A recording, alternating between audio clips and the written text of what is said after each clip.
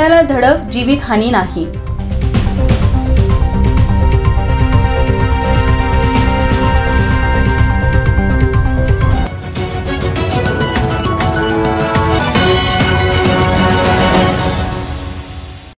यवतमाळहून कोल्हापूर शिरोलीकडे कापडाच्या गाठी घेऊन येणाऱ्या MH09 CA 0370 क्रमांकाचा ट्रक मध्यरात्रीच्या सुमारास रस्त्याच्या कडेला असलेल्या निलगिरीच्या झाडाला धडक दिली की ते भलं मोठं झाड मुळासकट उपटून घेऊन रस्त्याच्या दुभाजकावर ट्रक आदळला।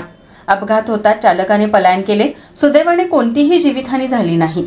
रस्त्याच्या मध्येच हा प्रकार झाल्याने महामार्गावर काही काळ वाहतूक विस्कळीत झाली होती। मात्र याची माहिती मिळताच घटनास्थळी शिरोली पोलिसांनी धाव घेतली। त्यानंतर क्रेनच्या साहाय्याने रस्त्यावरील झाड बाजूला करून वाहतूक सुरळीत केली।